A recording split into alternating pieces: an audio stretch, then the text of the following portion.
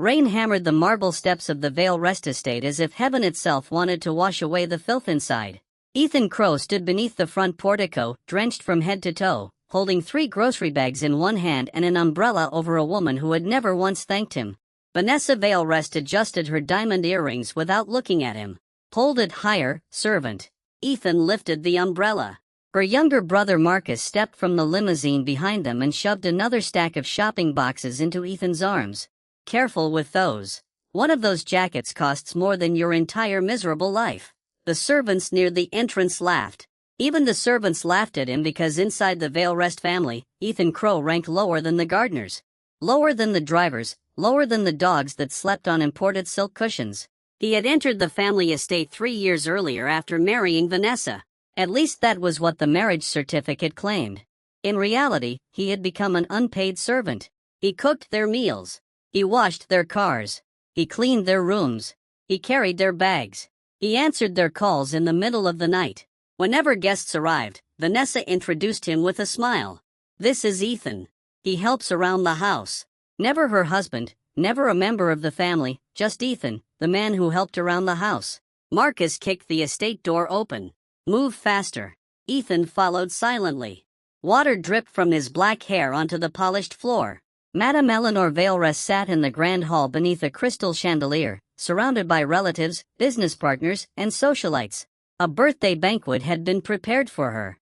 Gold-trimmed plates covered the dining table. Bottles of rare wine stood in silver buckets. Eleanor's eyes narrowed the moment she saw Ethan. "You filthy animal." The entire hall went quiet. Ethan placed the shopping bags down. Eleanor pointed at the water beneath his shoes. "Do you know how much that floor cost?" Ethan looked at the puddle. "I'll clean it." "You will kneel and clean it." A few guests exchanged amused glances. Vanessa removed her coat and handed it to him. "Mother is speaking to you." Ethan said nothing. Eleanor leaned back in her chair. 3 years ago, Ethan would have felt anger. 2 years ago, he would have felt shame. 1 year ago, he would have felt pain. Now there was only stillness. A cold, bottomless stillness. He lowered himself, took a cloth from a nearby cabinet, and wiped the water from the floor. Laughter spread through the hall. Marcus raised his wineglass. "Look at him. He was born for this." Ethan wiped the last drop away. His face remained calm. No one saw the faint smile forming at the corner of his mouth. No one knew that the cloth in his hand was worth less than the interest his private accounts earned every second. No one knew that the soaked black shirt clinging to his body had been deliberately purchased from a roadside stall. No one knew that the quiet man kneeling on the floor controlled an invisible financial empire spanning continents. To the Vale Rests, Ethan was penniless. To the world's most powerful bankers, he was a nightmare spoken about behind locked doors. The Black Crown. The silent owner of companies whose names appeared in every household. The hidden shareholder behind shipping routes, energy grids, medical networks, aerospace laboratories, luxury empires, and private security forces. The youngest trillionaire in history. He had built his fortune before reaching adulthood. He had shattered markets while other children were still learning how to tie their shoes. Yet 3 years ago, he had hidden everything. Not for Vanessa. Not for love. Love had died long before he entered this mansion. He had come for a promise. His dying grandfather, Samuel Crow, had once been saved by Vanessa's late grandfather during a violent uprising overseas. Before Samuel died, he made Ethan swear that he would protect the Vale Rest family for 3 years if they ever faced collapse. At the time, the Vale Rests were drowning in debt. Their company stood on the edge of bankruptcy. Their creditors circled like vultures. Then Ethan arrived. Contracts suddenly appeared. Competitors mysteriously withdrew. Banks extended credit. Investors rushed forward. The Vale Rest family believed fortune had finally recognized their greatness. They never realized that Ethan had been holding their entire empire above the abyss with one hand. Tonight, the promise ended. 3 years. Not 1 hour more. Ethan rose from the floor. A silver clock chimed in the grand hall. The final stroke echoed. The promise was complete. Something inside him closed. A chain snapped without sound. Eleanor waved at the kitchen. "Why are you standing there? Serve the food." Ethan looked at the clock, then he smiled. It was not a warm smile. It was the smile of a man watching prisoners celebrate moments before the executioner entered. "Of course," he said. He walked into the kitchen. Behind him, the banquet resumed. No one noticed him remove a plain black phone from his pocket. The device had no brand, no visible applications, no ordinary network could detect it. He pressed his thumb against the screen. A black crown appeared. Beneath it, a single message waited. The obligation period has expired. Awaiting instruction. Ethan typed 3 words. Withdraw all support. The message vanished. Across the world, silent machinery awakened. Loans connected to Veil Rest Holdings were flagged. Investment guarantees dissolved. Purchase agreements entered termination review. Private creditors received sealed instructions. Shell companies began selling Veil Rest shares. Trade partners were notified that the protection surrounding the family had ended. A financial empire that had seemed invincible began dying before the first appetizer reached the table.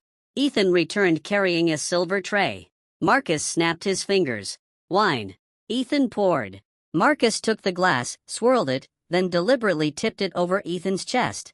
Red wine spread across his shirt. The guests laughed again. Marcus sighed theatrically. You are so clumsy. Vanessa covered her mouth, pretending to hide a smile. Ethan looked down at the stain. In his memory, another stain surfaced. Blood. His grandfather's blood on white hospital sheets.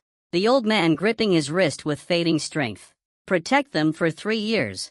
Repay the debt, then walk your own road. Ethan had obeyed. He had endured insults because a promise mattered more than pride. He had swallowed humiliation because his word was worth more than their entire bloodline. But now the debt was paid. Every insult from this moment onward would carry interest. Ethan placed the bottle on the table. Marcus frowned. Did I say you could stop? Ethan looked at him. For the first time, Marcus felt something strange. The servant's eyes were different. They were dark, deep, completely without fear. Marcus's irritation rose to cover the unease. What are you staring at? Ethan smiled faintly. I was wondering how long you can keep smiling. Marcus slammed his glass down. What did you say? Vanessa stood. Ethan, apologize. The entire room turned toward him. Ethan slowly removed his stained jacket. I said nothing important. He folded the jacket and placed it over the back of a chair. Eleanor's face hardened. You have embarrassed this family for the last time. A wealthy young man seated beside Vanessa leaned forward. His name was Adrian Lockcatch, heir to the Lock Consortium, and the man Vanessa had been secretly meeting for months. Everyone in the family knew. Everyone except they believed Ethan remained unaware. Adrian smiled with polished contempt. Madame Veil Rest, perhaps you should stop being gentle with him. Men like this mistake mercy for permission. Ethan looked at Adrian, another parasite. Another actor waiting for applause. Adrian had approached Vanessa after hearing rumors that Veil Rest Holdings would receive a massive international contract. A contract Ethan himself had arranged. Vanessa touched Adrian's sleeve. Do not waste your breath. Ethan does not understand ambition. Adrian laughed. Of course not. Ambitious men do not spend their lives carrying handbags. The crowd erupted. Ethan remained silent. His phone vibrated once. The first collapse had begun. A banking consortium had frozen a critical Veil Rest credit line. He did not check the screen. He already knew. Eleanor lifted her chin. Since everyone is present, we should settle this disgusting matter tonight. Vanessa's expression became solemn. Though excitement flickered behind her eyes, she reached into her purse and removed a document. Divorce papers. She dropped them at Ethan's feet. There is nothing left between us. Vanessa continued, her voice filled with rehearsed sadness. I tried to help you. I gave you a home. I gave you dignity. But you refused to improve yourself. You have become a burden to me and my family. A burden. Ethan almost laughed. The mansion around her had been purchased through a loan he secretly guaranteed. The jewelry around her neck came from a company he owned. The wine in Marcus's hand crossed an ocean on ships under his control. The banquet's imported ingredients arrived through his logistics network. Even Adrian's family fortune survived because one of Ethan's funds had rescued Lock Consortium during a hidden liquidity crisis. Every person in the room breathed comfortably because Ethan allowed it, and they called him a burden. Eleanor pointed at the papers. Sign them. You will leave tonight with nothing. Marcus leaned back, grinning. He came with nothing. He should leave with nothing. Adrian placed a possessive hand over Vanessa's. I will take care of her from now on. Ethan looked at their joined hands. Vanessa mistook his silence for heartbreak. Her eyes softened with cruel satisfaction. Do not make this difficult. You and I were never equal. Ethan bent down. He picked up the papers. The room waited for him to beg. They expected tears. They expected pleading. They expected the obedient servant to crawl. Ethan took a pen from the table and signed without reading a single line. Vanessa froze. You are not going to ask for anything. Ethan placed the pen down. No. Eleanor scoffed. At least he knows his place. Ethan handed the papers to Vanessa. She snatched them, but something in his calmness irritated her. She had imagined this moment many times. She wanted him broken. She wanted him to ask why. She wanted him to cling to her dress while Adrian watched. Instead, Ethan looked relieved. That relief wounded her pride more deeply than rage ever could. You should understand, Vanessa said sharply. After you leave this estate, no one will protect you. Do not come back when you are starving. Ethan met her eyes. His voice was quiet, yet the room fell silent. You misunderstood our relationship from the beginning. Vanessa frowned. Ethan continued. You believed I remained here because I needed this family. He glanced around the hall at Eleanor's jewels, at Marcus's designer suit, at Adrian's arrogant smile, at the relatives who had mocked him while feeding from wealth he created. The truth is, this family remained standing because I was here. Marcus burst into laughter. Eleanor slapped the table. Enough. Adrian shook his head. Delusion is often the final refuge of a useless man. Ethan nodded slowly. Then enjoy the refuge you built. His phone vibrated again. Then Marcus' phone rang. Marcus looked at the screen and frowned. The family's finance director. He rejected the call. It rang again. Eleanor's phone began ringing. Then Vanessa's. Then the house manager rushed into the hall pale and sweating. Madame Vale Rest, there is an urgent call from the bank. Eleanor glared at him. Can it not wait until after dinner? The manager swallowed. They froze the corporate accounts. The laughter vanished. Marcus stood. What? Before the manager could answer, Adrian's phone rang. He answered with visible annoyance. His expression changed after the first sentence. What do you mean the bridge funding was cancelled? The voice on the other end spoke rapidly. Adrian stepped away from Vanessa. That is impossible. The Black Crown Fund approved it personally. Ethan walked toward the entrance. Vanessa stared at his back. Where are you going? He did not stop. Eleanor shouted after him. You have not cleared the table. Ethan paused beneath the chandelier. Slowly, he turned. His stained shirt looked cheap. His shoes were wet. His hands were empty. Yet for one impossible instant, every person in the hall felt as though a king had turned to inspect insects. The table belongs to you, Ethan said. Clear it yourselves. Marcus rushed forward and grabbed his shoulder. You think signing a piece of paper makes you brave? Ethan looked at the hand touching him. Marcus tightened his grip. Get back into that kitchen. Ethan moved. No warning, no raised voice. His fingers closed around Marcus's wrist. A sharp crack tore through the hall. Marcus screamed. His knees smashed against the marble. The wealthy heir who had tormented Ethan for years now knelt before him, clutching a wrist bent at a sickening angle. Gasps erupted. Vanessa stumbled backward. Eleanor shrieked. You monster! Ethan released Marcus.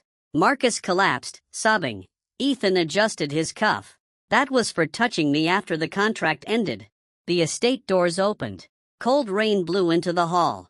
A line of black vehicles waited outside. Not limousines rented for appearances, armored cars. Men and women in dark suits stood beneath the rain, motionless, disciplined, their expressions carved from stone. At the center of them waited an elderly man with silver hair, Lucian Graves, chairman of the world's largest private banking network. A man whose name could move markets. He stepped inside, lowered his head before Ethan, and spoke with reverence. Sir, your aircraft is prepared. No one breathed. Adrian's face drained of color. He recognized Lucian. Every wealthy family recognized Lucian. Kings waited months for meetings with him. Presidents answered when he called. Yet he stood before Ethan like a loyal steward. Ethan walked past him.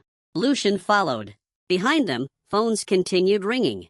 One after another. Banks, partners, investors, creditors. Each call carried another fracture, another chain breaking, another mouth opening beneath the Vale Rest empire. Vanessa rushed to the doorway. Ethan. He stopped at the top of the rain-soaked steps. She clutched the signed divorce papers. "Who are you?" Ethan looked back. Lightning split the sky. For 3 years, he had waited for this question. Now it felt disappointingly small. He smiled. Not with anger, not with sadness. With the calm amusement of a butcher hearing livestock demand an explanation. "You will learn soon." He entered the waiting car. The door closed. The convoy disappeared into the storm. Inside the estate, Marcus screamed on the marble floor. Adrian shouted into his phone. Eleanor demanded answers no one could give. Vanessa stood beneath the open doorway, rain striking her face, the divorce papers trembling in her hand. For the first time, she looked at the empty road and understood that something precious had not been thrown away. Something terrifying had been released. Far above the city, lights awakened across the crown of the tallest tower. A building the public believed belonged to an anonymous international trust. Its true owner was returning. Elevators unlocked. Executive floors reopened. Encrypted systems recognized their master. Across thousands of screens, a single symbol appeared. A black crown. Ethan sat in silence while Lucian reviewed the initial damage. Vale Rest Holdings will lose access to operating capital before sunrise. Their primary suppliers are preparing to suspend delivery. Several creditors have invoked emergency clauses. Ethan watched rain crawl across the window and glanced toward Lot Consortium. Lucian hesitated. They are more exposed than expected. Without your private guarantee, their debt structure may collapse within days. Ethan's smile deepened. "Do not interfere." Lucian lowered his head. "As you command." Ethan closed his eyes. He could still hear their laughter. Servant, burden, useless man. The words no longer wounded him. They had become numbers in a ledger. Debts waiting to be collected. The Vale Rests believed the night had ended with a divorce. They did not know it had begun with a declaration of war. Ethan had spent 3 years carrying their empire on his shoulders. Now he would step aside. He would not push them into the abyss. That would be too merciful. He would let them discover that the ground beneath their feet had always been his hand. And as they fell, clawing at one another, screaming his name, he would build something so vast that their former arrogance would become the cruelest joke in history. His eyes opened. The city glittered below. Millions of lights. Countless fortunes. Endless pieces waiting to be moved. Ethan loosened his collar and leaned back. "Prepare the crown tower." Lucian bowed. "For what purpose, sir?" Ethan watched the storm swallow the Vale Rest district. "For my return." Crown Tower rose above the city like a blade driven into the throat of the sky. Its upper floors had remained dark for 3 years. Tonight, every window burned.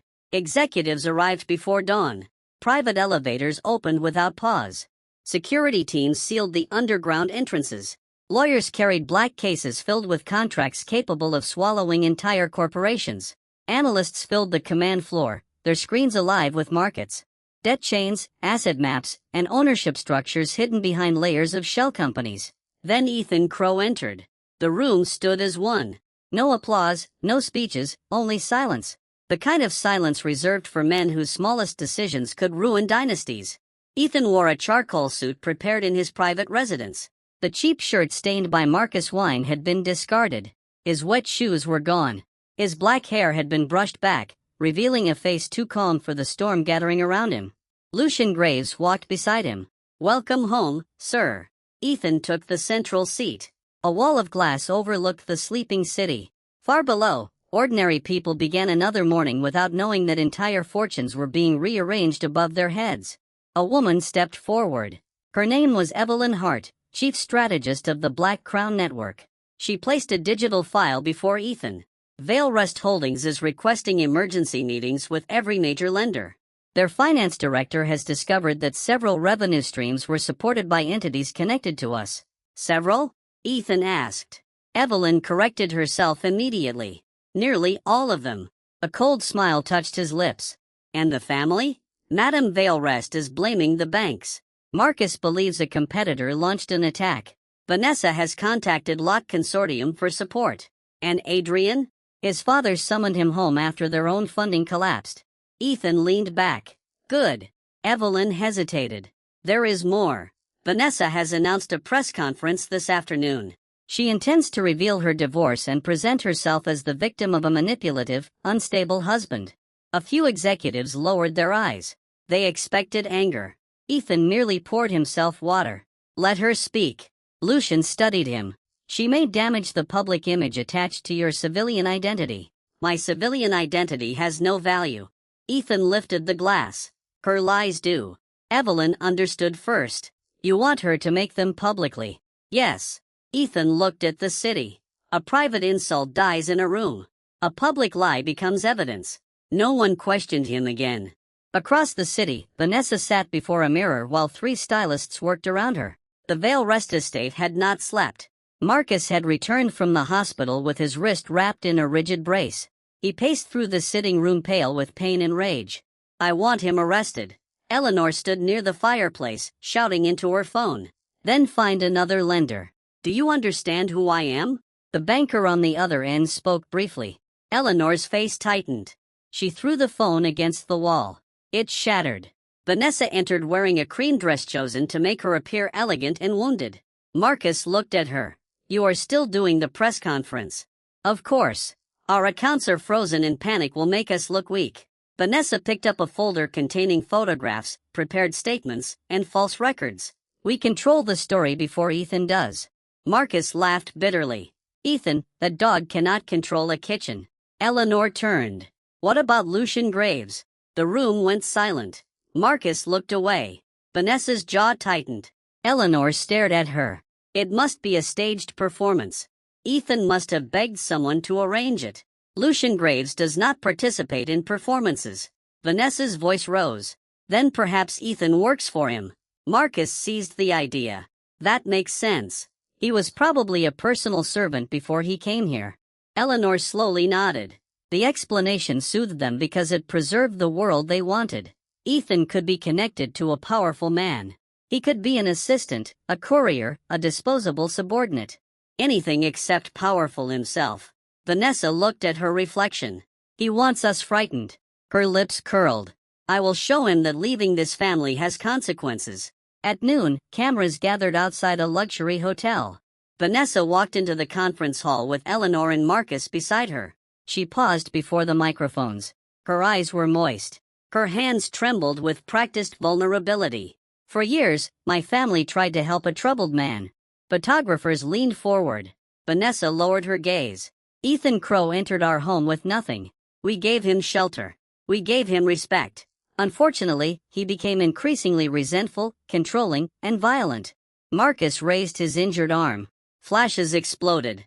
He attacked my brother last night. Vanessa continued. After we asked him to leave peacefully, a journalist called out, was the marriage abusive? Vanessa closed her eyes as though fighting tears. I am not ready to discuss every painful detail. The performance was perfect. News channels repeated her words.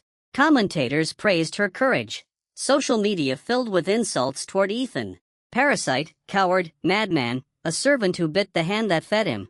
At Crown Tower, executives watched the broadcast in silence. Ethan did not. He was examining a map of abandoned industrial properties along the Northern River. Evelyn entered. The conference is over. Did she accuse me of violence? Yes. Did she claim her family supported me financially? Yes. Did Marcus display his injury? Yes. Ethan signed an acquisition order. Excellent. Evelyn placed a second file before him. These are the properties you requested. Most are considered worthless. Polluted land. Collapsing warehouses. Ethan looked over the maps. Buy all of them. The total area is enormous. Use separate companies. Keep the purchases quiet. Evelyn nodded. What are we building? Ethan touched the edge of the northern district. For years, the city had ignored it. Factories had closed. Rail lines had rusted. Entire neighborhoods had emptied. But beneath that ruined land lay a forgotten network of freight tunnels, deep foundations, underground reservoirs, and fiber conduits constructed during an earlier industrial age. The Vale Rest family saw decay. The city saw embarrassment. Ethan saw a kingdom waiting beneath dust. A private technology and logistics zone, he said. Lucian approached. The municipal council rejected similar projects. They rejected men who needed permission. Ethan's eyes remained on the map. Acquire the debt attached to the district. Purchase the surrounding utilities, secure the transport rights. By the time the council understands what happened, refusal will cost them more than approval. Evelyn felt a chill. This was why markets feared him. He did not attack walls. He purchased the ground beneath them. Within hours, anonymous companies began buying the Northern District. Warehouse owners received offers far above market value. Banks sold forgotten loans. Retired engineers were contacted. Private contractors received sealed plans. Survey teams entered abandoned tunnels under armed guard. Ethan spent the afternoon assembling an empire inside a graveyard. Meanwhile, the Vale Rest celebrated the success of Vanessa's performance. Public sympathy flowed toward them. A famous lifestyle channel offered her an interview. Several wealthy acquaintances sent flowers. Eleanor regained her confidence. "See," she said, "reputation is power." Marcus smiled despite the pain in his wrist. "Ethan is finished." Then the electricity in the east wing shut off. A servant entered. "Madam, the utility provider says the estate account is overdue." Eleanor stared at him. "That is impossible." The servant lowered his head. The automatic payment failed. Marcus waved his good hand. "Pay it manually." The transaction was declined. The room grew quiet. Vanessa checked her own banking application. Error. She tried another card. Declined. Eleanor grabbed the house manager's phone and called the bank.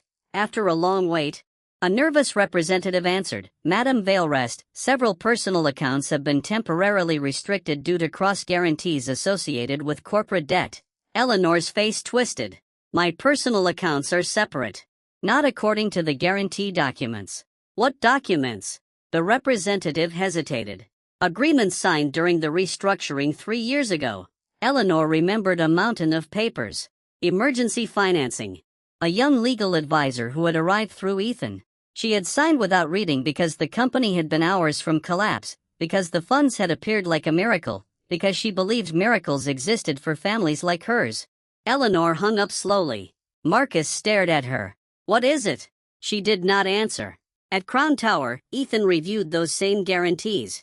Every Vale Rest luxury property had been pledged. The estate, the vehicles, the vacation villas, the private art collection. Even Eleanor's jewelry had been listed as supplementary collateral. Lucian stood beside him. "You designed the restructuring to protect your capital. I designed it to protect them from themselves." Ethan closed the file. They spent 3 years believing rescue meant ownership. Evelyn entered with another report. "Adrian Lockcatch has requested a private meeting." Denied. "He claims he has information about Vanessa. I already know everything he knows." He also offered to end his relationship with her. Ethan laughed once. It was a quiet, empty sound. "Tell him loyalty sold under pressure has no market value." Adrian received the rejection while standing in his father's office. The elder Locke sat behind a dark wooden desk, face swollen with fury. "You assured me the Vale Rest contract was secure." "It was." "Then why is every Black Crown institution withdrawn from us?" Adrian swallowed. "I do not know." His father threw a document across the desk. "Because the private guarantee supporting our expansion vanished last night." Adrian read the name of the guarantor. Not a person, a company. Obsidian Meridian Holdings. He recognized nothing. His father's voice dropped. "That company is controlled through the Black Crown network." Adrian's mouth dried. "You think Ethan is connected?" "I think you insulted someone without knowing whose shadow he stood in." Adrian remembered Lucian bowing. Not greeting, bowing. A terrible thought pushed into his mind. He rejected it immediately. "No." His father narrowed his eyes. "What?" "Nothing. Find Ethan Crow. Apologize. Beg if necessary." Adrian stiffened. "I will not beg a servant." His father rose and slapped him. The sound cracked across the office. "You will crawl if that is what saves this family." Adrian touched his burning cheek. For the first time in his privileged life, humiliation tasted like metal. That evening, Vanessa received a call from the hotel that hosted her press conference. The payment had failed. Then her stylist called, then the jewelry lender, then the luxury vehicle company. Each demanded immediate settlement. She drove back to the estate in a borrowed car, anger burning beneath her skin. At the gate, she found workers attaching a notice to the stone wall. "What are you doing?" She turned. "Asset inspection. This is private property." He handed her a document. "Not for long unless the outstanding obligations are resolved." Vanessa tore the paper in half. Get out. The man shrugged. Destroying the notice does not destroy the debt. Marcus emerged from the mansion. What is happening? Before Vanessa could answer, a black sedan stopped near the gate. Adrian stepped out. Relief flashed across her face. She hurried toward him. Adrian, thank heaven. Your family can help us. He looked at her as though she carried disease. My family? Yes. Ethan somehow interfered with our accounts. We need temporary liquidity. Adrian laughed without humor. You still think this is only happening to you? Vanessa slowed. What do you mean? Our funding collapsed after I appeared beside you. Her expression hardened. So you came to blame me? I came to ask one question. He stepped closer. What exactly is Ethan Crow? Vanessa felt irritation rise. A nobody. Lucian Graves bowed to him. He works for Lucian. My father thinks the Black Crown Network is protecting him. Vanessa forced a smile. Then Ethan must have stolen information or manipulated someone. He has always been sneaky. Adrian stared at her. He wanted to believe it. He needed to believe it because the other possibility was unbearable. If Ethan possessed real power, then Adrian had mocked a man capable of erasing his inheritance with a sentence. A servant could be kicked. A servant could be replaced. But a king disguised as a servant could remember every kick. Adrian stepped back. Do not contact me until this is resolved. Vanessa grabbed his sleeve. You said you would take care of me. He tore himself free. That was before your family became poison. He returned to the sedan. Vanessa stood frozen as it drove away. Marcus cursed. Eleanor watched from the doorway, her face gray.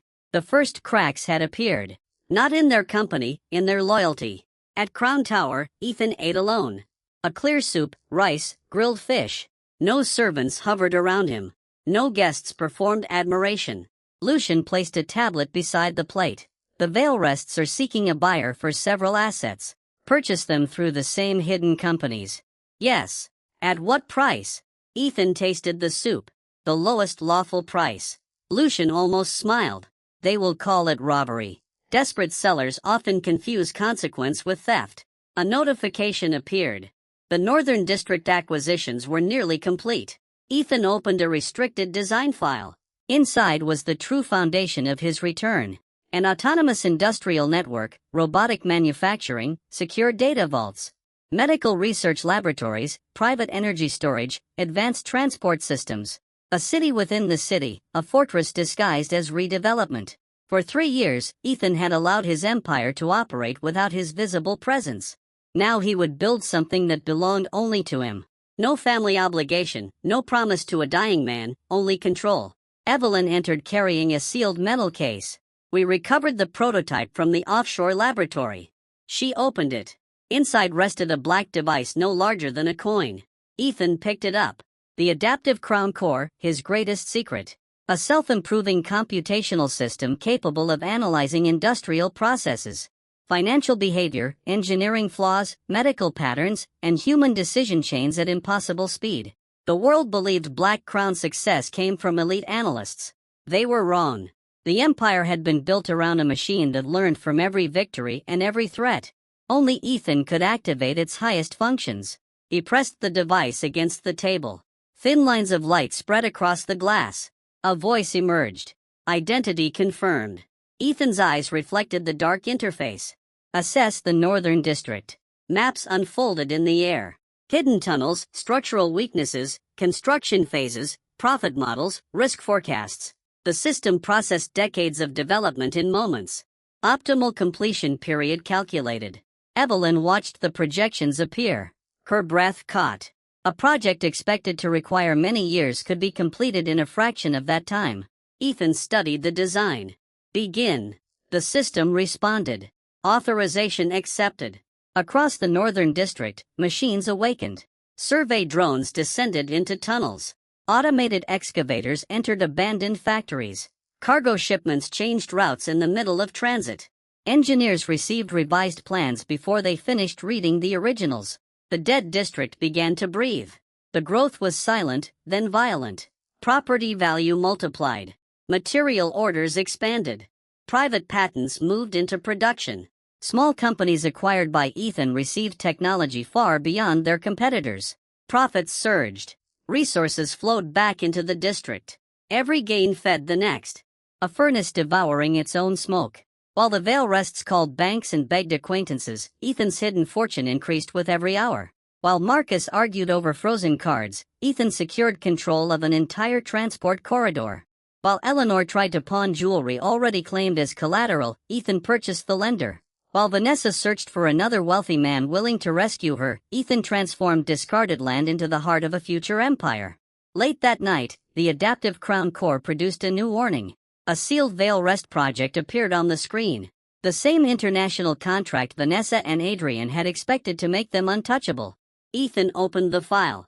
The contract involved development rights over a coastal energy zone. On paper, it was priceless. In reality, the seabed beneath the zone was unstable. The environmental surveys had been falsified. Construction would trigger catastrophic losses, possible criminal charges, possible deaths. Ethan had discovered the danger months earlier. He had planned to cancel the project after completing his promise, but Vanessa had secretly transferred the opportunity to Adrian, believing Ethan too stupid to notice. She thought she had stolen a treasure. Instead, she had stolen a cup filled with poison. Lucian read the report.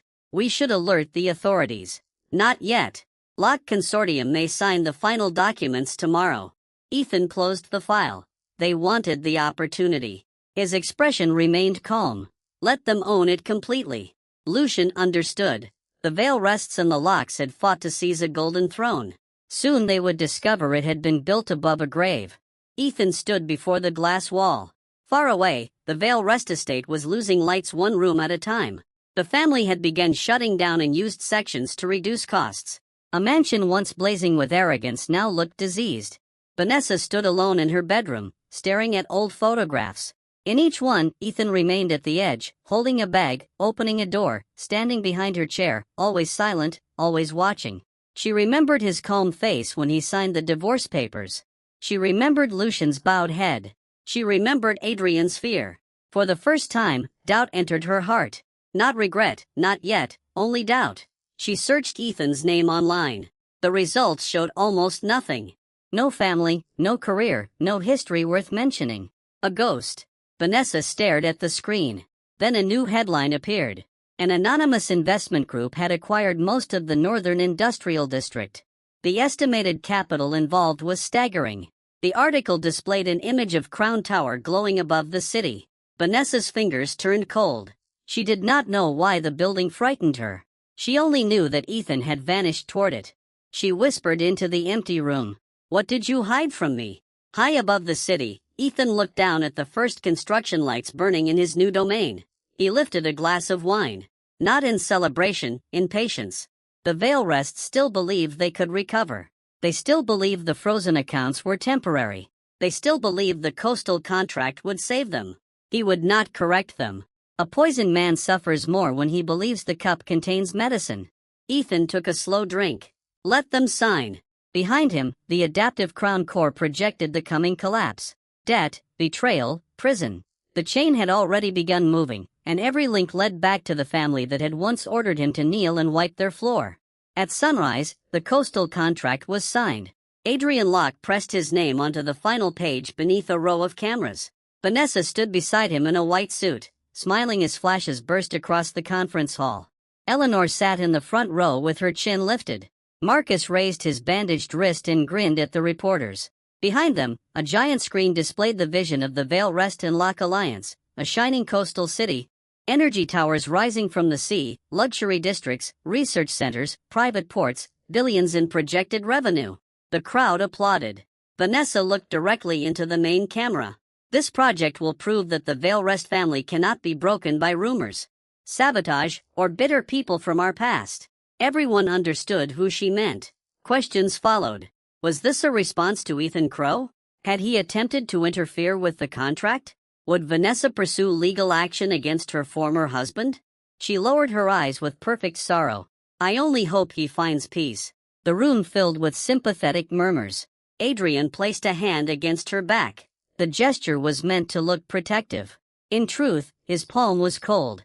He had slept badly. His father had warned him not to sign until the Black Crown Network's movements became clear. Adrian ignored the warning. Pride was louder than fear. The coastal project was too valuable. If completed, it would rescue Lot Consortium and make the Vale Rests richer than ever. More importantly, it would prove that Ethan had no power over them. Adrian looked toward the cameras and smiled. Construction begins immediately. Far above the city, Ethan watched the live broadcast without sound. The adaptive Crown Core displayed the signed documents beside the faces on the screen. Ownership confirmed, liability confirmed, environmental responsibility confirmed, personal guarantees confirmed. Ethan lifted his coffee. They signed every clause. Evelyn nodded. They demanded complete control. Their lawyers even removed the emergency withdrawal provision. Lucian stood near the window. They believed the provision limited their authority. It limited their exposure. Ethan turned off the broadcast. Now the poison belongs to them. He left the command floor. The coastal contract no longer interested him. Its destruction was inevitable. His attention had shifted north. The abandoned industrial district had become unrecognizable. Within weeks, rusted fences disappeared. Collapsed factories were stripped to their foundations. Old freight tunnels were reinforced. Autonomous machines worked beneath floodlights through the night. Concrete flowed. Steel rose. Cargo trains returned to tracks that had been silent for decades. The public saw construction. They did not see what grew below the surface. A network of secure laboratories. Automated warehouses, energy vaults, data centers hidden behind layers of physical shielding, emergency reservoirs, medical facilities, underground transport lines. A fortress designed to survive financial collapse, war, blockade, and disaster. Ethan named it the Crown Hold. Not a company, not a district, a sovereign machine wearing the shape of a city. At its center rose a black tower with no public entrance. The tower belonged to the adaptive Crown Core. Every factory fed it information. Every shipment strengthened its predictions. Every invention became fuel for the next. Small manufacturers entered Crown Hold with failing equipment and left producing components no competitor could match. Medical researchers arrived with unfinished theories and received simulations that would have taken lifetimes to calculate. Engineers tested new materials inside sealed chambers. Security specialists built defensive systems without knowing the full design. No one except Ethan saw the entire structure. No one except Ethan held the key. He walked through the central manufacturing hall while robotic arms moved around him with precise silent speed. A young engineer hurried to keep pace. Her name was Mara Solis. Months earlier, she had been dismissed from the country's leading energy institute after refusing to falsify safety data for a senior director. The academic world called her difficult. Investors called her unprofitable. Ethan called her useful. She pointed toward a transparent containment chamber. The new storage cell survived the pressure test. How much improvement? Enough to reduce heat loss beyond our original projection. Ethan stopped. Beyond your projection or beyond theirs? Mara understood. Theirs. Good. He examined the cell. It was smaller than a suitcase. Yet one unit could store enough power to keep an ordinary neighborhood alive through a prolonged blackout. The Vale Rests would have displayed it at banquets. Adrian would have used it to inflate a stock price. Ethan ordered it hidden. Production remains internal. Mara frowned. We could dominate the public market. We already dominate the public market. She looked at him. Ethan's expression did not change. A visible advantage attracts admiration. A hidden advantage creates control. Mara nodded slowly. She had learned not to mistake his restraint for hesitation. Ethan recruited people the world had discarded. A medical researcher accused of wasting money on impossible tissue repair.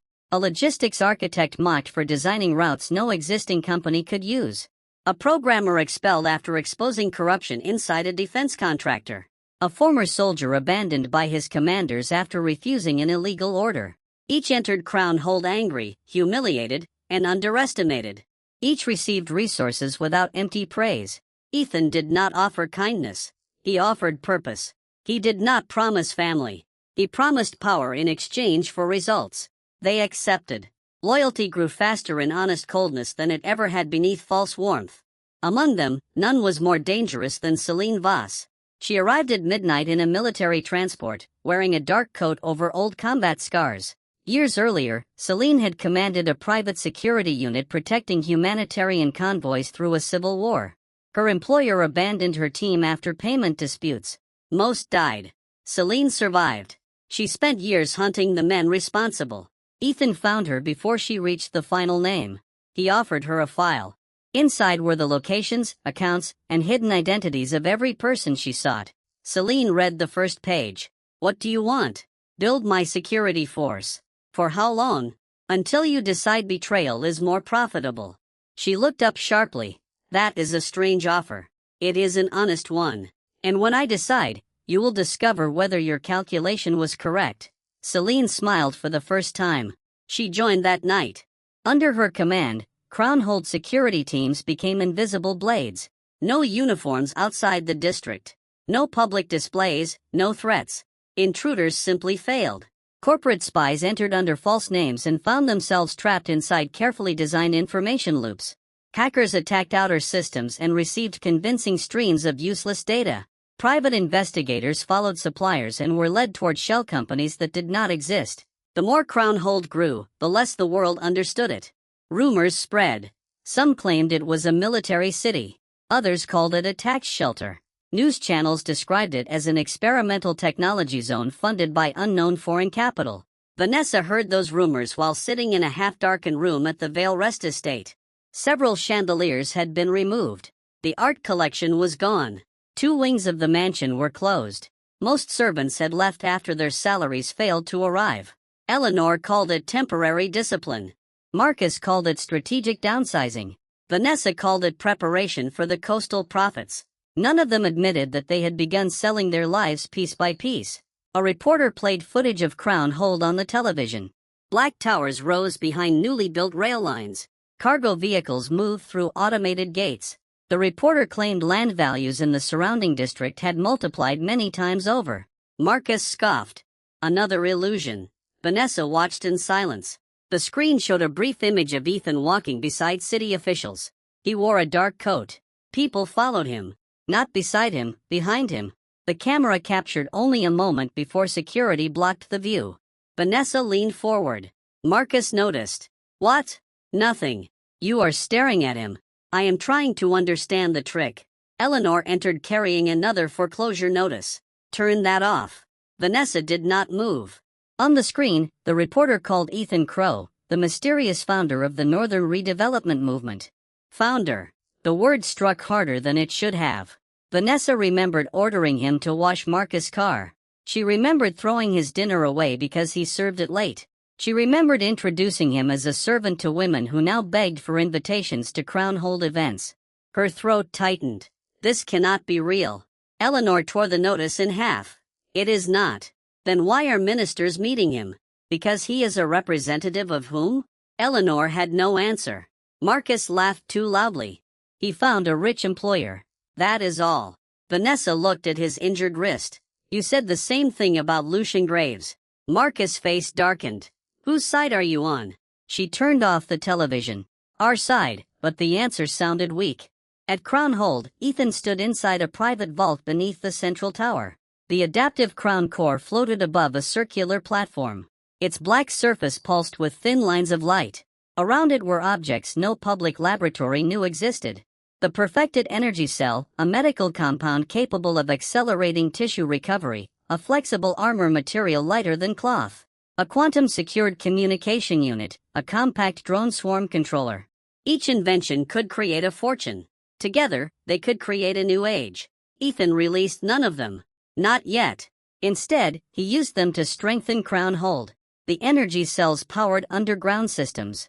The medical compound treated injured workers. The armor protected Celine's teams. The communication units connected private facilities across continents. The drone network watched every road leading into the district. Wealth flowed inward. Power remained hidden. Lucian entered the vault. The first external alliance requests have arrived. From whom? Governments, industrial families, defense groups. Several royal offices. What do they offer? Land, legal immunity, military contracts, political protection. Ethan looked at the inventions. They offer what they think I need. And what do you need? Time. Lucian lowered his head. We can refuse. No. Ethan turned. Invite them. Lucian looked surprised. All of them, one at a time, for negotiations, for education. The first delegation arrived days later. They expected a desperate entrepreneur seeking recognition. Instead, they were led through a district producing more value than entire regions. They saw automated ports moving cargo without delay. They watched medical teams repair injuries thought permanent. They entered a power facility operating without conventional fuel supply. By the time they reached Ethan's office, arrogance had become caution. A minister placed a contract on the table. My government can protect your expansion. Ethan did not touch it. From whom? Competitors, regulators, hostile states. Ethan looked through the glass wall behind the minister. Celine's security teams moved below. The adaptive Crown Core tracked every aircraft in the surrounding airspace. Private energy systems kept the district independent. A network of companies controlled essential supply routes across the country. Your government purchases medicine through my subsidiaries, Ethan said. Your military communications use patents owned by my funds. Your national pension system holds bonds stabilized by my institutions. The minister's confidence cracked. Ethan leaned back. You are not offering protection. Silence filled the office. You are requesting permission to call dependency an alliance. The delegation left without a signed contract. They returned 1 week later with better terms. Others followed. Ethan never raised his voice. He never threatened. He simply revealed how much of their world already rested inside his hands. Crownhold gains sovereign exemptions, private transport rights, research privileges, energy autonomy, legal barriers that would take armies of lawyers to penetrate. The district became an empire without declaring itself one. Ethan's fortune expanded beyond measurement. Financial reports failed to capture it because much of his value no longer. Real wealth was not a number. It was the ability to continue when everyone else stopped. While Ethan built permanence, the coastal project became a festival. Vanessa and Adrian toured the shoreline in white helmets. They posed beside drilling platforms. They hosted dinners aboard yachts. They announced luxury residences before foundations existed. Investors poured money into the project. Eleanor bought back several pieces of jewelry using borrowed funds. Marcus ordered a new sports car on credit. They told themselves the nightmare had ended. The coastal zone became their proof, their stolen crown. They did not notice the first warning. A drilling team reported unusual movement beneath the seabed. Adrian dismissed it. A structural consultant requested more tests. Vanessa called him timid. An environmental analyst refused to approve a report. Marcus ordered him replaced. Each warning disappeared beneath money and arrogance. The project continued. Ethan received every report through the adaptive Crown Core. He watched them bury danger beneath signatures. Mira stood beside him. People may die. They will evacuate before failure. How can you be certain? Because I will control the timing. Mira studied his face. You could stop them now. Yes, but I will not. Why? Ethan looked at the projection of the coastal foundations. They are still surrounded by applause. His eyes were cold. They have not learned anything. Mira said nothing more. Ethan did not intend to kill innocent workers. The Crownhold network had already placed emergency teams near the coast. Anonymous inspectors were preparing evacuation orders. Transport units waited beyond public view. When disaster came, those without guilt would be removed. The guilty would remain long enough to see what they had purchased. At the Vale Rest Estate, Vanessa hosted another banquet, smaller than before, but still extravagant. Guests praised the coastal project. Eleanor smiled beneath recovered jewels. Marcus drank from a crystal glass and mocked the northern district. Ethan built warehouses. We are building the future. Laughter followed. Vanessa smiled with them. Yet her eyes drifted toward the empty place near the wall where Ethan once stood holding a tray. For years, she had barely noticed him. Now his absence occupied every room. A guest approached her. Is it true Crownhold rejected an alliance with the Royal Investment Council? Vanessa's smile stiffened. I would not know. They say Ethan Crow controls the district personally. He exaggerates his position. The guest looked surprised. You know him? Vanessa lifted her glass. He was my husband. Conversation around them stopped. The guest stared. You were married to Ethan Crow. The words carried awe. Not pity, not amusement. Vanessa felt something sharp twist inside her. Yes. Why did you divorce him? Before she could answer, Marcus laughed. Because he was useless. No one joined him. The silence became humiliating. The guests slowly stepped away. Vanessa looked around the banquet hall. For the first time, she saw doubt in the faces of people who once mocked Ethan beside her. Some whispered, others searched his name on their phones. A few left early. Eleanor gripped her wineglass. Ungrateful cowards. Marcus drank faster. They will return when the coastal prophets arrive. Vanessa said nothing. Outside, rain began striking the windows. Far away, alarms sounded beneath the sea. A sensor embedded near the deepest foundation recorded a sudden shift. Then another crack spread through a hidden layer of rock. The adaptive crown core detected the movement instantly. A red map appeared inside Ethan's office. Failure threshold approaching. Celine entered. Evacuation teams are ready. Mira stood near the projection, pale but steady. Lucian closed the office doors. Ethan rose. The time for hidden growth was ending. The time for collapse had come. He looked toward the distant coast where Vanessa and Adrian still believed they stood upon a mountain of gold. In truth, they were dancing on a lid above a grave. Ethan buttoned his coat. Begin civilian extraction. Celine nodded. What about the veil rests? Ethan's expression remained calm. Leave them their stage. The red lines beneath the coast widened. The poison cup had reached their lips. Soon they would swallow. The first evacuation order reached the coastal zone before dawn.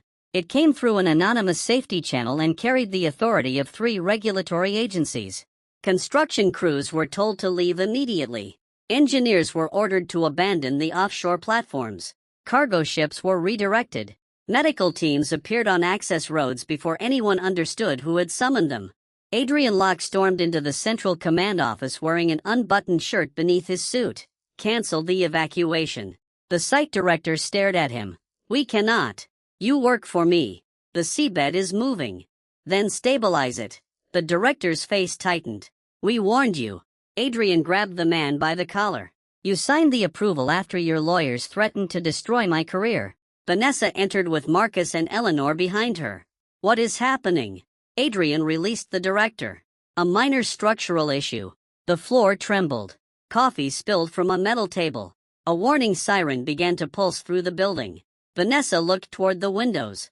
Far offshore, the unfinished energy towers stood against the gray sea. One of them tilted. Marcus whispered, "That is not minor." The site director rushed toward the emergency console. A red map covered the main screen. Cracks spread beneath the coastal foundations like veins beneath dying skin. The lower shelf is collapsing. Eleanor stepped forward. What does that mean financially? Every person in the room turned toward her. Not lives. Not danger, money. The site director gave a hollow laugh. It means there may be no project left by tonight. Eleanor slapped him. You will not speak that way in front of investors. The floor shook again. This time glass shattered. Vanessa gripped the edge of a desk. Adrian checked his phone. No signal. The private network had failed. He tried the emergency line. Nothing. Outside, workers ran toward buses, arriving in endless rows. Black vehicles guided the evacuation. Drones hovered over the shoreline, projecting routes through smoke and rain.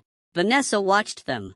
A symbol appeared on the side of each vehicle, a black crown. Her blood turned cold. He knew. Ethan knew this would happen. Marcus shook his head. That is impossible. The symbol flashed again. Vanessa remembered the calm in Ethan's eyes when she stole the contract. She remembered how easily he had signed the divorce papers. She remembered his words. Enjoy the refuge you built.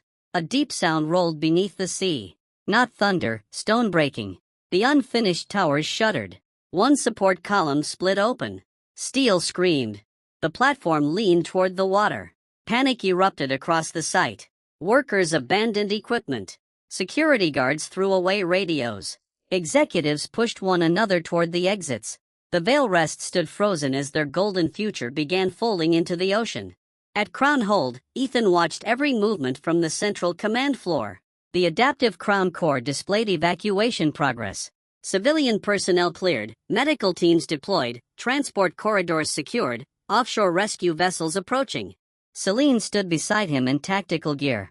All non-essential workers are out. Mira remained in the monitoring station. Ethan studied the coastal map. Lock leadership still inside the primary command building. The Veil rests with them. Lucian looked at the collapsing project. The shelf will fail completely soon. How long?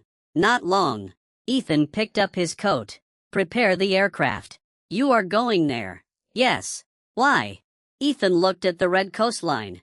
They deserve to see who saves everyone they were willing to bury. The aircraft descended through black clouds. Below, the sea churned like boiling metal. Rain struck the windows in sheets. Crown-hold rescue teams moved with ruthless precision. Inflatable barriers redirected floodwater. Autonomous cranes lifted collapsed beams. Medical drones carried supplies across broken roads. Every action occurred before local authorities issued their first coherent command. Ethan stepped onto the ruined landing field. No umbrella, no hesitation. Celine and her guards surrounded him. The storm pulled at his coat. Workers recognized him. Ethan Crow, founder of Crown Hold, the man Vanessa had called a useless servant. A rescue coordinator approached. The western platform is failing. Casualties? None confirmed. Keep it that way. The central tower may fall across the evacuation route. Ethan looked offshore. The tower leaned over a bridge crowded with the last maintenance convoy. He raised a hand. The adaptive Crown Core responded through the device hidden beneath his sleeve. A swarm of construction drones changed direction. Heavy transport machines locked into formation. Magnetic anchors fired into the tower's support frame. Cables tightened. Engines screamed. For several impossible seconds, machines built for excavation held a collapsing tower above the sea. The convoy raced beneath it. The final vehicle cleared. Ethan lowered his hand. The cables released. The tower crashed into the ocean. A wall of water rose into the storm. Workers fell to their knees. Some screamed. Others stared at Ethan. He had not thrown a punch. He had not shouted. He had simply moved machines as if the entire battlefield were an extension of his body. Inside the command building, Marcus watched through a broken window. His lips parted. That was him. Vanessa stood beside him, unable to speak. Eleanor clutched her handbag. Adrian backed away from the window. No, those machines belong to Crown Hold. Marcus looked at him. And who owns Crown Hold? Adrian's face twisted. He cannot. The building shook. A section of ceiling collapsed behind them. Dust swallowed the room. They ran. The corridor outside was filled with smoke. Emergency lights flickered. Executives shoved past one another. A lock director grabbed Adrian's arm. You said the site was safe. It was. You removed the withdrawal clauses. Adrian struck him. The man tackled him into the wall. Within seconds, men who had toasted one another aboard yachts were punching and clawing like starving animals. Marcus tried to push through them. Someone slammed him against a door. His injured wrist struck metal. He screamed. Eleanor began shouting names and titles, but no one listened. Her authority had vanished with the electricity. Vanessa watched as partners turned on one another. Lawyers accused engineers. Engineers cursed executives. Investors demanded escape. Security guards abandoned their posts. The entire alliance had been built on profit. The moment profit disappeared, nothing remained. Another section of the building collapsed. The floor tilted. Water rushed through the lower corridor. Vanessa ran toward a stairwell. The door would not open. Marcus kicked it. Nothing. Adrian seized a fire extinguisher and smashed the handle until his hands bled. The water climbed around their ankles. Then their knees. Eleanor began to sob. Someone will come. No one answered. Someone must come. The water reached her waist. The emergency lights went dark. In the blackness, Vanessa heard people praying. She heard Marcus screaming Ethan's name as an insult. She heard Adrian promising money to anyone who opened the door. Then a violent impact tore through the wall. White light entered. Celine stepped through the opening with a rescue team behind her. Her armor was dark and seamless. Rain and seawater ran from her coat. Move. The trapped executives surged toward her. Celine raised one hand. Her guards blocked the way. Adrian shouted, "Do you know who I am?" Celine looked at him. Yes. Her expression carried no respect. That is why you are last. Workers and junior staff were led through the breach. Injured technicians followed. The executives protested. Some tried to force their way forward. Crown Hold guards pushed them back without effort.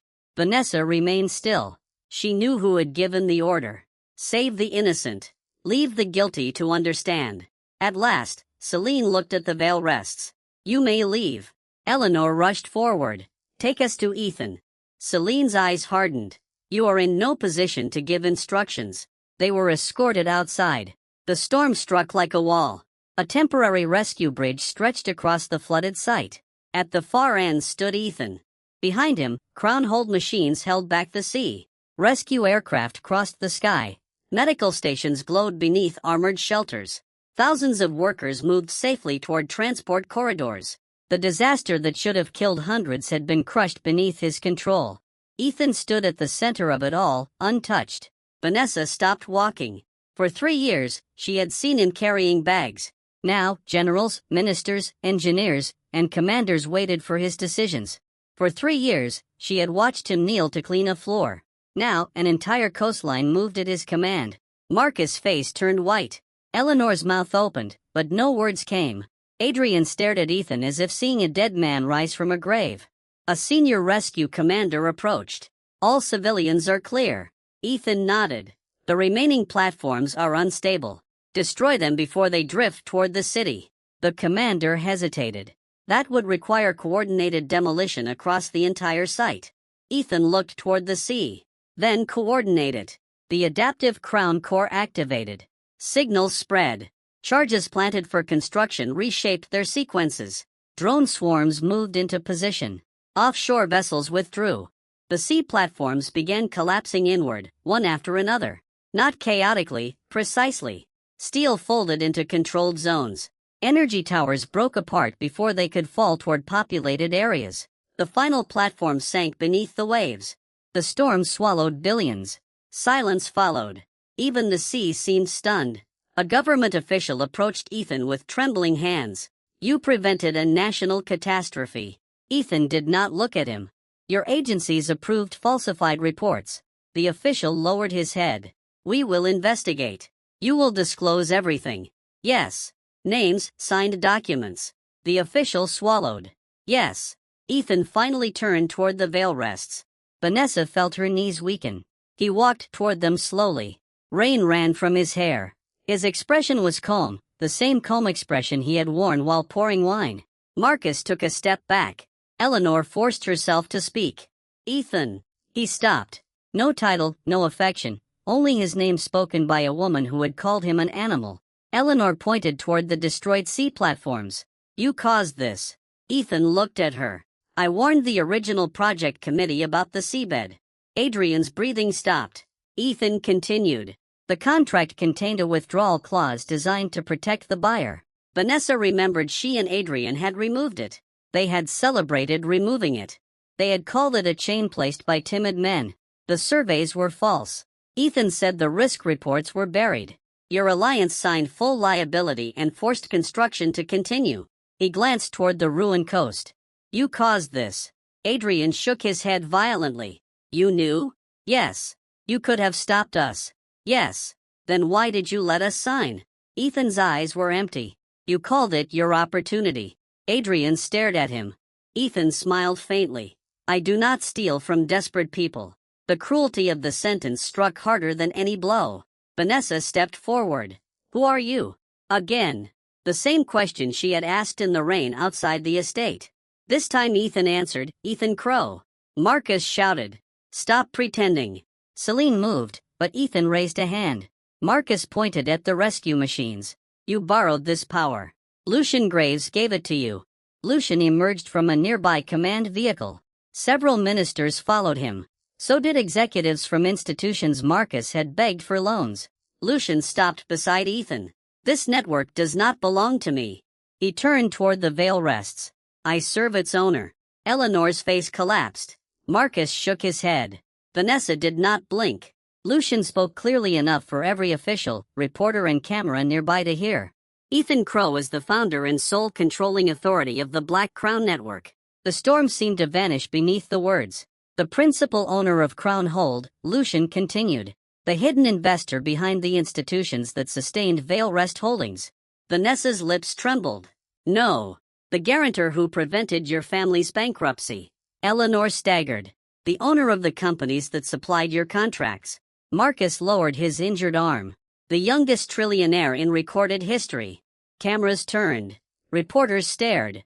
The veil rest stood beneath the floodlights, stripped of every lie. Vanessa looked at Ethan. She remembered every command. Carry this. Stand outside. Do not embarrass me. She remembered throwing a bowl of soup at his feet because it had cooled. She remembered making him wait in the rain while she laughed with Adrian inside a car. She remembered telling guests that he was grateful for leftovers. The wealthiest man in history had cooked for her. The most powerful hidden investor on the continent had washed her car. A man capable of building a city had been ordered to sleep in a storage room after Marcus brought drunken friends home. Her stomach twisted.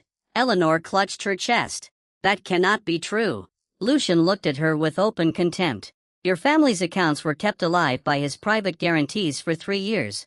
The exact length of Ethan's promise. Eleanor understood. Every miracle, every rescue, every contract, every investor was not thanks to the Veil Rest name. It was Ethan. She looked toward him. Why did you not tell us? Ethan's smile was colder than the rain. You never asked. Legs shook beneath them. We treated you well. No one spoke. Even Adrian turned toward him in disbelief. Marcus continued desperately. You lived in our house. You ate our food. Ethan looked at him. I purchased the house through a guarantee. Marcus's face drained further. I owned the food supplier. A few reporters lowered their cameras, stunned. Ethan stepped closer. And you charged me for broken plates. Marcus fell silent. Your grandfather owed our family. Yes. So you were obligated to help us for 3 years. Her eyes widened. The night you left, the debt ended. Vanessa finally understood the clock, the silence, the smile, the immediate collapse. She had believed she threw away a servant. In reality, the hand beneath their empire had withdrawn. Adrian stepped toward Ethan. My family can still work with you. Vanessa stared at him. Only hours earlier, he had held her. Now he was bargaining over her ruins. Adrian continued. The coastal loss can be contained. Lock Consortium has political reach. We can offer equity. Ethan looked at him. Your consortium is insolvent. Adrian's voice cracked. No. Lucian handed him a document. Your emergency loans were called this morning. Adrian read the first page. His hands began shaking. Your father has already resigned, Lucian said. Adrian dropped the document. Vanessa turned toward him. You said you would save us. He slapped her. The strike knocked her into the mud. You brought him into my life.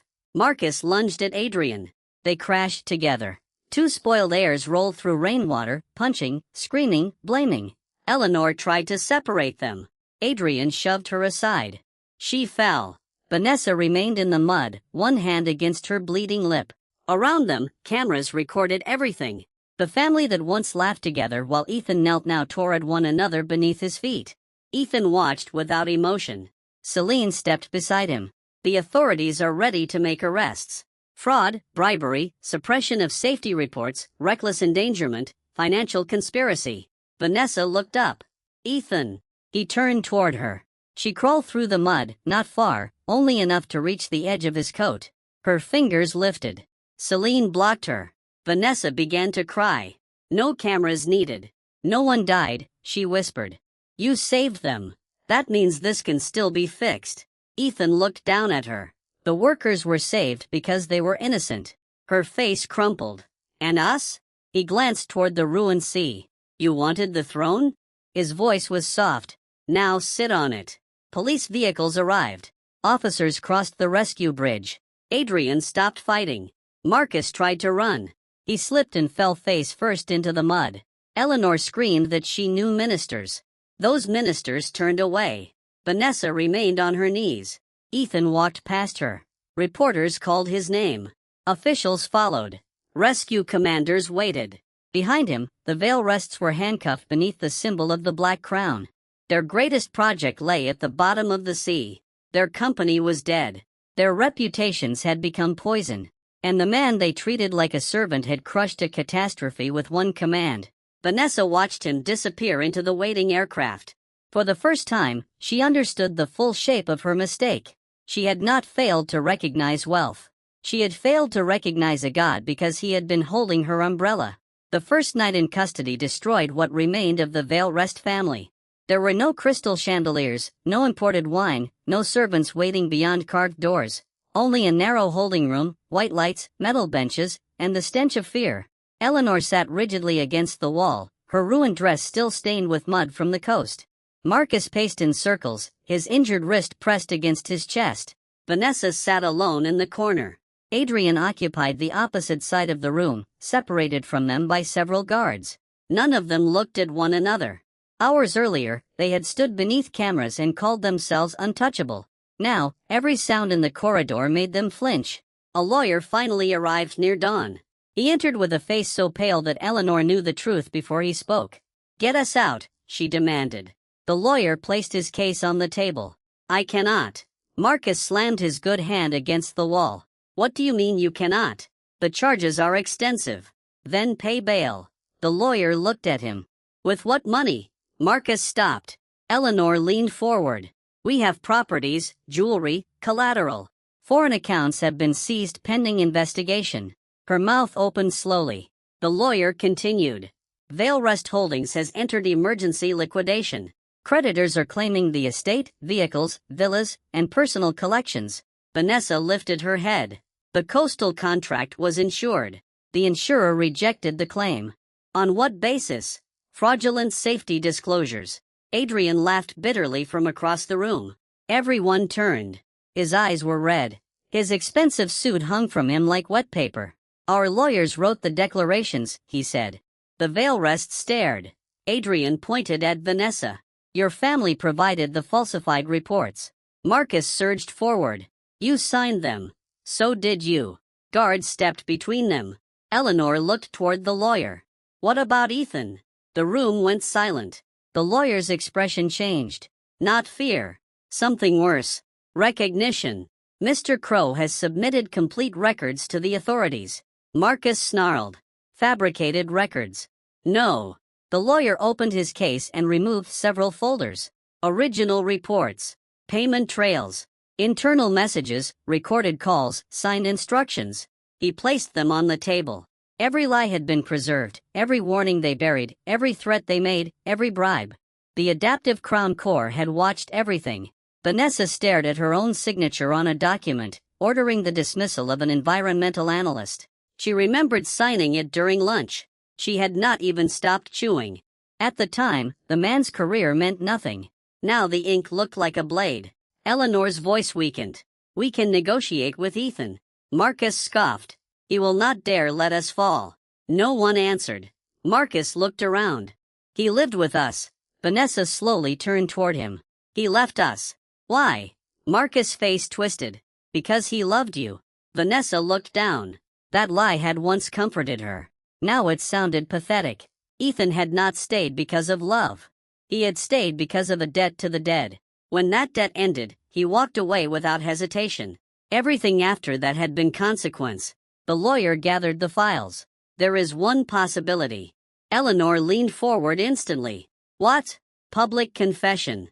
Asset surrender. Testimony against the Locke executives and every official involved."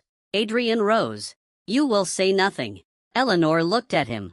For years, the families had toasted partnership. Now she smiled with hatred. "We will say everything." Adrian lunged. The guards forced him to the floor. He screamed threats until they dragged him into another room. Marcus watched him go. Then he whispered, "We should blame Adrian." Vanessa looked at her brother. "You helped falsify reports." "He told me to." "You fired the engineers." "Mother approved it." Eleanor turned on him. "You wanted control of the project." Marcus shouted back. "You wanted the money." Within moments, they were tearing one another apart. Vanessa remained still. She watched them exchange secrets like knives. Eleanor accused Marcus of stealing from corporate accounts. Marcus revealed Eleanor's hidden payments to officials. Both accused Vanessa of manipulating Adrian. Vanessa listened until the noise became distant. She finally understood Ethan's silence. He had watched this family for 3 years. He had seen what they were. He had known that once the wealth vanished, they would devour one another without needing his hand. Across the city, Crown Tower hosted its first public summit. Leaders from governments, industries, medical institutes, and financial networks filled the Great Hall. Crownhold's new technologies were unveiled one by one. The energy cells, the medical compounds, the autonomous freight systems, the secure communication network. Each revelation sent shock waves through global markets. Companies rushed to negotiate. Nations competed for access. Crownhold's value became impossible to calculate. The Black Crown network no longer hid behind rumors. Its authority stood in the open. At the summit's end, Ethan entered the hall. Every conversation stopped. He wore black. No decorations, no visible symbol of rank. He needed none. Men born into power stood when he passed. Women who commanded institutions lowered their voices. Lucian waited beside the central platform. Mira stood near the scientific delegation. Celine watched from the shadows. Ethan faced the gathered world. He did not give a speech about justice. He did not speak of suffering. He did not describe the years spent carrying bags inside the Vale Rest estate. He announced terms.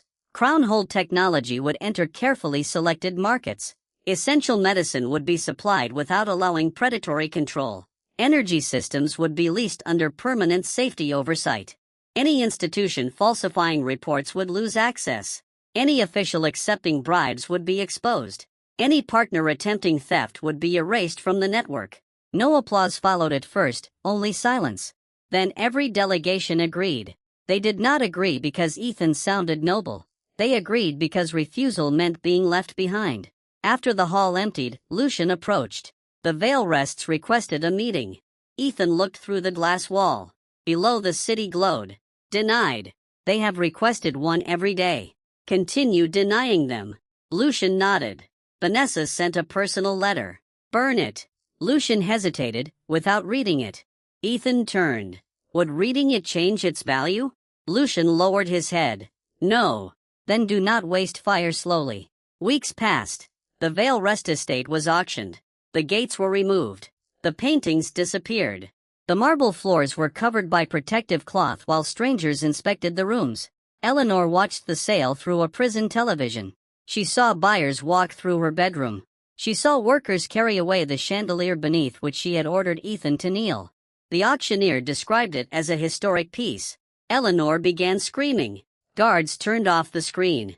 Marcus entered a detention block crowded with men who did not care about his surname. On the first night, he demanded a private room. They laughed. On the second, he threatened to call ministers. They took his blanket. On the third, he claimed Ethan Crow would punish them. They beat him until he stopped speaking. Adrian's father publicly disowned him. Locke Consortium collapsed. Its divisions were sold. Its headquarters became Crownhold's regional medical center. Adrian watched the announcement in silence. The office where he once slapped employees would soon contain rehabilitation clinics. The family name disappeared from the building before his trial began. Vanessa's fall was slower. That made it worse. She was released under strict supervision while the investigation continued. No hotel accepted her accounts. No wealthy friend answered.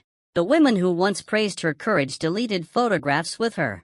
Fashion houses demanded the return of dresses and jewelry. Reporters waited outside every temporary residence. She tried to sell her story. No publisher wanted it. She tried to claim Ethan had manipulated her. The public mocked her. Old recordings surfaced. Vanessa calling him a servant. Vanessa laughing while Marcus poured wine over him. Vanessa telling guests that Ethan should be grateful to sleep indoors. The video spread across the world. Every insult became entertainment. People repeated her words beside images of Crown Tower. She became the face of arrogance punished. One rainy evening, Vanessa stood outside Crownhold's main gate. She wore a plain coat borrowed from a former employee. Her hair was wet. Her shoes were worn.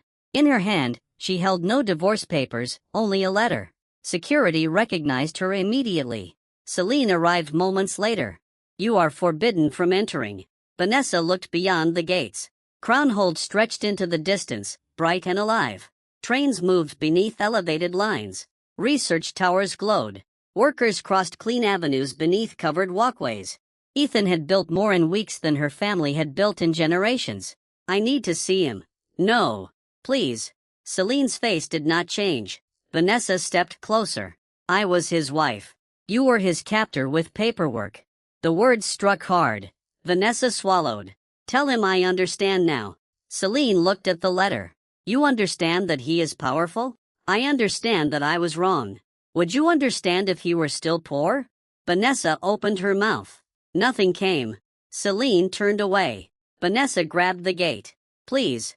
Rain ran across her face. I will apologize publicly. I will confess everything. I will do anything. Celine paused. Then she looked back. He already has your confession. Vanessa's fingers tightened. I want to tell him myself. He does not want to hear it. The gate remained closed. Vanessa waited through the night. No message came. At dawn, guards found the letter soaked through and abandoned near the entrance. Ethan never saw it. Months later, the trials began. Courtrooms overflowed. Evidence filled entire walls. The Veilrests wore simple clothes and stood without privilege. Eleanor attempted dignity. Marcus stared at the floor. Vanessa looked toward the entrance each morning. She expected Ethan. He never appeared. His lawyers submitted records. His experts testified. His systems reconstructed every decision, but Ethan himself did not attend. That absence became its own punishment. They had built their lives around being noticed. Now the man they had tormented did not consider their destruction worth watching. Eleanor received a sentence that would consume the rest of her useful years. Marcus received less time, but enough to leave prison old and forgotten. Adrian received the harshest judgment among the corporate heirs. Vanessa avoided the longest sentence by cooperating. She should have felt relief. Instead, she understood that freedom without status, wealth, or Ethan's attention would become another prison. Before she was taken away, she requested one final meeting. This time, the request was accepted. She was transported to Crown Tower beneath heavy guard. The elevator rose in silence. When the doors opened, she entered a vast office overlooking the city. Ethan stood beside the window. A glass of red wine rested in his hand. The sight almost stopped her heart. It was exactly as she remembered him during the banquet. Except now no one ordered him to pour. He turned slowly. Vanessa fell to her knees. There was no performance left. No cameras, no stylists. No Adrian beside her, only fear. He drank from the glass. She crawled forward. I was blind. I listened to my family. I cared too much about appearances. I thought you had no ambition. Ethan looked at her. Vanessa began crying. I know I do not deserve forgiveness. Correct. The single word cut through her. She lowered her head until it nearly touched the floor. But we were married. You said we were never equal. I was angry. You said no one would protect me after I left. I did not know. You said I should return when I was starving. Vanessa pressed her palms against the floor. Please stop. Ethan's expression remained calm. You wanted me to remember your words. She looked up. I did not mean them.